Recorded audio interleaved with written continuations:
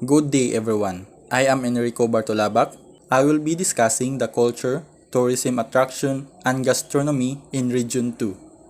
So, Cagayan Valley is famous for its namesake Cagayan River, the country's largest and second longest river in the Philippines. But there's more to the northeast region than that. Here are one of the 5 interesting things about Cagayan Valley that you probably don't know but must. Did you know the fish lorong or lidong is the most expensive fish in the Philippines? Yes, according to Google, the fish lorong or lidong is the most expensive fish in the Philippines. A kilo of lorong could cost as much as 5,000 pesos simply because it's quite challenging to catch them. Unfortunately, the lorong, which belongs to the salmon family, is one of the brink of extinction due to excessive poaching. So, let's move on in discussing the culture in Region 2. So, let's talk about the culture and people inside the provinces of Region 2. Batanes. The people of Batanes are called Ivatan and share prehistoric cultural and linguistic commonalities with the Babuyan on Babuyan Island and the Tao people of Orchid Island. The main languages spoken in Batanes are Ivatan, which is spoken on the islands of Batan and Sabtang, and Itbayatin, which is spoken primarily on the island of Itbayat. The Ivatan, which is dominant in the province, is considered to be one of the Austronesian languages. From college level down to elementary level, the language is widely spoken. Cagayan. The majority of people living in Cagayan are of Ilocano descent, mostly from migrants coming from the Ilocos region. Originally, the more numerous group were the Ibanags, who were first sighted by the Spanish explorers and converted to Christianity by missionaries.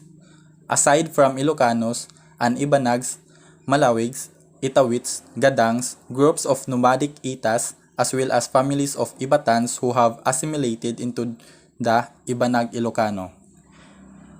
Cagayan Tagalog-speaking people from the southern Luzon have also settled in the area. Because of this influence from other majority groups like the Ilocano from the west and the Tagalog from the south, the smaller ethnic groups living in the valley could potentially go extinct.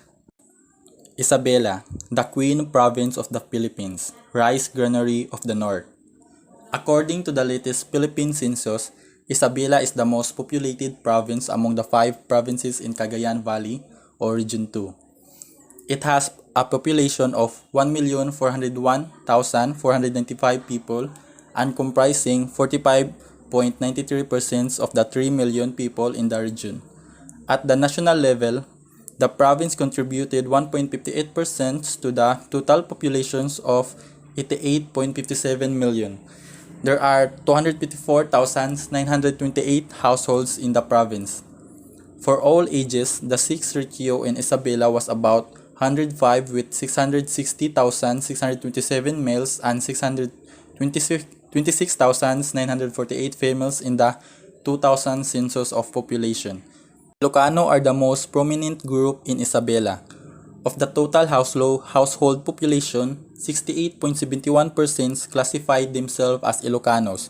The next 2 prominent groups are Ibanag and Tagalog, and the remaining 7.22% are either Gadang, Paranan, Yugad, or are from other ethnic groups. Major languages in Isabela are Ilocano, followed by Ibanag, Yugad, Gadang. People, especially in the capital and commercial centers, speak and understand English and Tagalog. Nueva Vizcaya. Since Nueva Vizcaya's birth as a province, traces of cultures and customs of its early settlers, the Ilonggots, Igorots, Ifugaos, Isinays, and the Gadangs can still be seen. The influx of civilization and the infusion of modern technology to the life stream of the province induced many immigrants from adjacent provinces to migrate to this province. Every last week of May, Nueva Vizcaya celebrates the Panagyaman Festival. Quirino. The Ilonggots and the Dumagats are the original inhabitants of the province, which is used to be the forest region of Nueva Vizcaya. These tribal groups roam the hinterlands, building their huts in the heart of the jungle. The Ilongots used to be a third tribe because of their head-hunting ritual, which coincides with the blooming of the red blood flower of the bagbag tree. They are simply half-naked, unclothed G-strings for the male and wrapped skirts for the females. They are also found of coiled wire bracelets and fancy jewelries. Ethnic group and main dialect in Region 2. Ibanag, Itawis, and Ilocano and Malawig are the major dialects of Cagayan. Migration made Ilocano the dominant language spoken in the province, composing 67.3% of the total population. Ilocano was the most prominent ethnic group in Cagayan. Of the total household population, 68.57% classified themselves as Ilocanos. The next three prominent ethnic groups were the Itawit, which is 8.63%, Ibanag, which is 8.51%, and Itawis, which 7.81%. This is the example of Ilocano language. For example, in Tagalog, kamusta ka, which translated in Ilocano, kasanungay ti aldaw mo. So, let's talk about the tourism attractions in Region 2.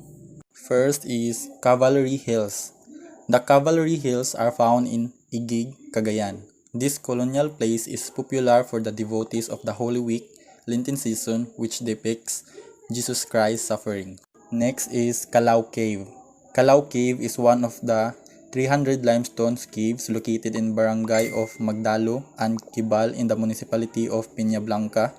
It is best known natural tourist attraction of the Cagayan province. Next is Anguib Beach. Most pristine beach with its fine sands and tall pine trees in the area. It competes with Blue Lagoon of Ilocos Norte for the title Boracay of the North.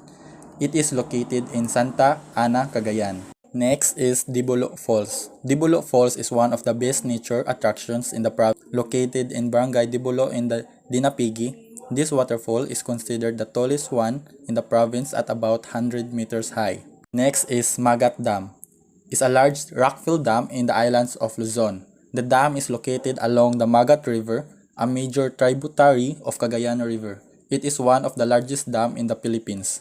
Next is Dumabato Waterfalls. These falls offer shimmering catch basins perfect for swimming. They also have huts available for a group of family in gatherings. It is located in Barangay Dumabato, Sur, Quirino. Portabaga Falls. Portabaga Falls in Cagayan, where water cascades down beautifully into a stream and connects to three man-made pools, hidden inside a national forest in the hilly part of the town of Santa Pracides. The waterfall is about 15 meters high. And lastly, we'll talk about the gastronomy in Region 2. Ginataang alimasag or crab in coconut milk.